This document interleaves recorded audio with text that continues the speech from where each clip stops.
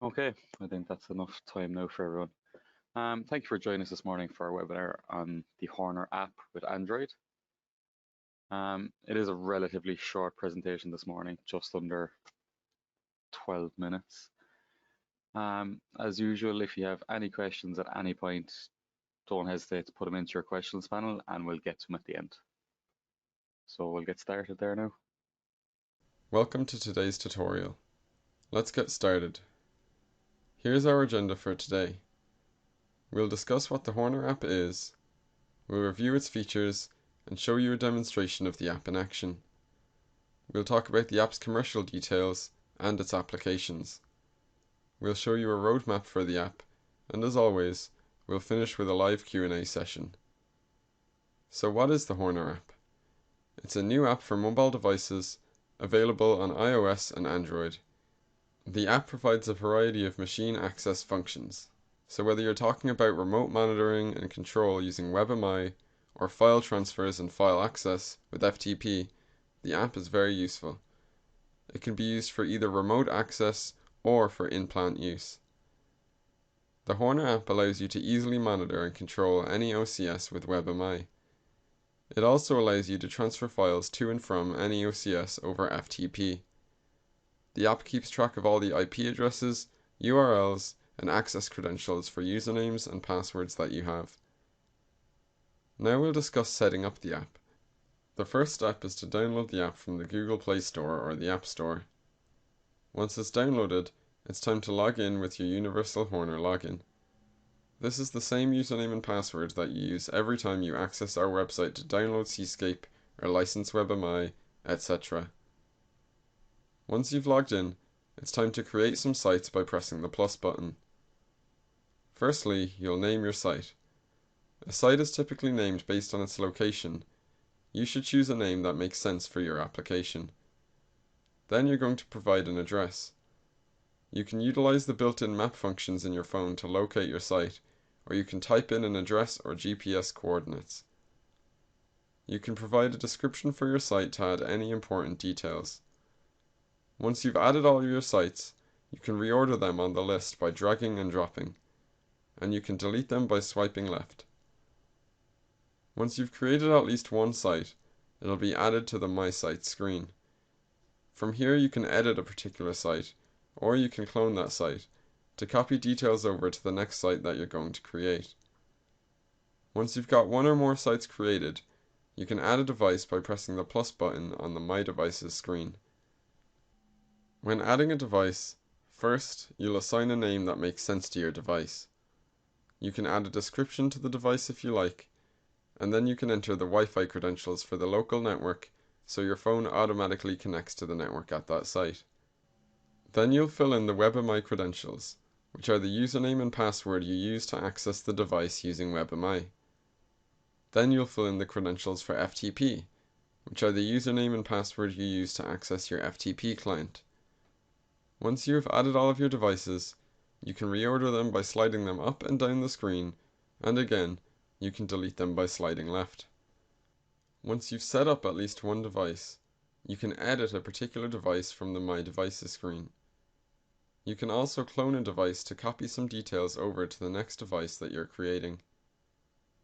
Now that we've created our sites and devices, we're ready to use the app. We'll start by logging into the app. You need internet access to log in initially, but once you've logged in, the app does not require a continuous internet connection. We recommend you stay logged in for the best results. Now you'll browse for the site that you're looking for, and you'll select it on the screen. Then you'll browse that site for the device that you're looking for. If you're looking to access WebMI, select the WebMI icon on the appropriate device. If you want to access files over FTP, select the FTP icon. If you're going to a site that has a local Wi-Fi network and your phone isn't logged into that network already, then the Horner app will log you in based on the SSID and passwords that you configured under those credentials. If you haven't configured the Wi-Fi credentials, then the local connection will be established using the IP address, username, and password stored for that device. If you're connecting to a site over the internet, there's no reason to configure the Wi-Fi credentials. As long as you have a signal, you can access that site remotely. If you've selected WebMI and have established a connection, you'll use WebMI the same way that you always have. Except now, the Horner app handles the IP address, the username, and password automatically in the background. The app will also handle any license agreement that may pop up. You can view the app either vertically or horizontally by turning the phone. If you view the app vertically, it will be sized for width. When you have your phone oriented horizontally, it will also be sized for width. If you want a larger screen experience, the Horner app is fully compatible with tablets. Using the file access is very similar to WebMI. Once you've selected the site you want, look for the desired device and select Files. Then you should select Fabric from the list of file locations. Fabric is the name of the app. You'll then have a list of files and folders which you can navigate. Files can be downloaded or uploaded from any location accessible from your phone. These files can be displayed and edited using other apps on your phone. Now we'll quickly demonstrate using the Horner app. We're using a phone in desktop mode to make it easier to see. First things first, you can save your login credentials to make it easier to log in. I'm just going to select mine, and then on my phone, I'm going to use my thumb to log in. As soon as I do that, they pop up. We're going to sign in, and then as you can see, we've got a couple of sites that we've previously created.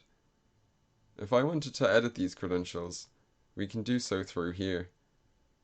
We can also clone it if we have very similar sites.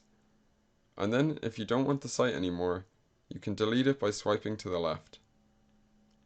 Let's go into one of these locations. This is where I've got a couple of different devices set up. One is a local OCS sitting on my desk that has a weather station program that we put together for demo purposes.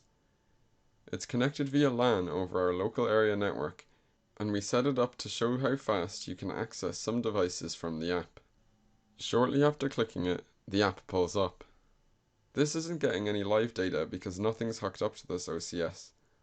So using that same device, we can also show off the FTP. We've got our files, and then over here on the left, we've got our Fabric device. This is a list of different folders. If I click one, you can see all of the CSV data that is gathered over time. So this is quick and easy to use. Now in this instance, this is a weather station that has live data to it. Let's bring it up. As this is pulling in live data, it may take a little while for it to load up.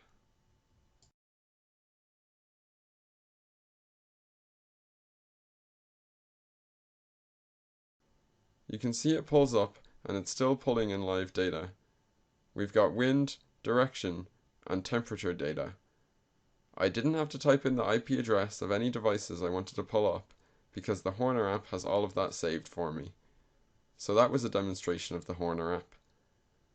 Now let's discuss the commercial details of the app. It is currently available from the Google Play Store and the App Store for €5.49. It requires Android 9 or newer to use, but some features will vary from device to device. Generally speaking, the functionality will be very consistent across Android devices. Now we'll discuss some of the applications for the app. Any industry with remote control or remote monitoring of a machine can benefit from the Horner app. Whether you're talking about building automation, where you've got multiple sites and facilities that need to be managed, you could be managing assets of mobile equipment, or managing critical systems in an agricultural application. You could be in a manufacturing environment with a preventative maintenance program or an OEE. The opportunities are endless with the Horner app for iOS and Android. Now let's talk about our plans for the Horner app. One of the things we've got planned is using it as a maintenance and troubleshooting tool. Having the ability to start and stop controllers, to check the scan rate, to check the firmware version, etc. Some diagnostic capabilities are planned, where you can monitor the system menu, receive detailed self-test results, and even change key settings without actually accessing the system menu of the controller physically. You'll also be able to use near-field communications with our OCS I/O as well. Using NFC, you'll be able to do some configuration, whether that's the network ID or the baud rate, as well as monitor some diagnostics in terms of I/O status and I/O state on last scan. We're also looking at adding alarm monitoring, so you'll be able to monitor alarms on a controller remotely. You'll be able to load new programs from your mobile device and perform firmware updates remotely.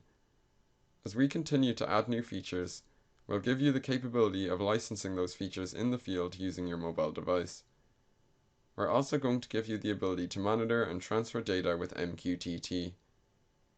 That wraps up what we're going to be covering today. Thank you for attending today's tutorial. The Q&A session will begin shortly.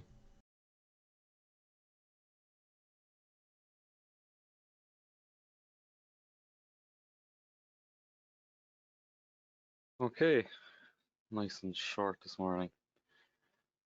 Let's see if we have any questions. Is it possible to connect the app over a VPN connection and get access from outside the factory? Yes, this should be possible. If you have your VPN set up that you have access to that IP, then yes. Have we anything else coming in? Not that I can see just now. Okay, I'll take you back to my screen there just a second.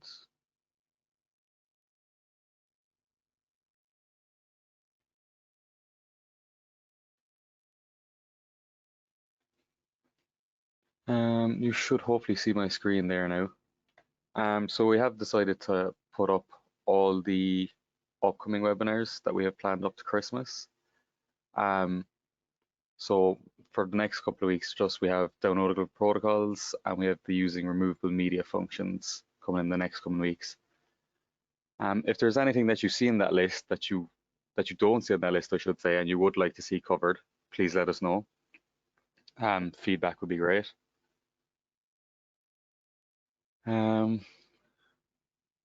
Just see if we've any more in. Why charge for the app?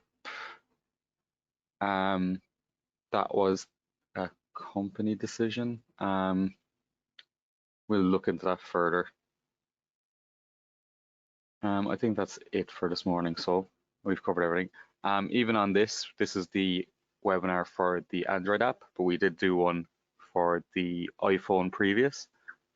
So as usual on our webinar page, there is past webinars all along down here. So there is one specific for the iPhone as well, if that is what you or your work companions are using. Thank you for joining us this morning, and we hope to see you again next week. Yeah, have a good day.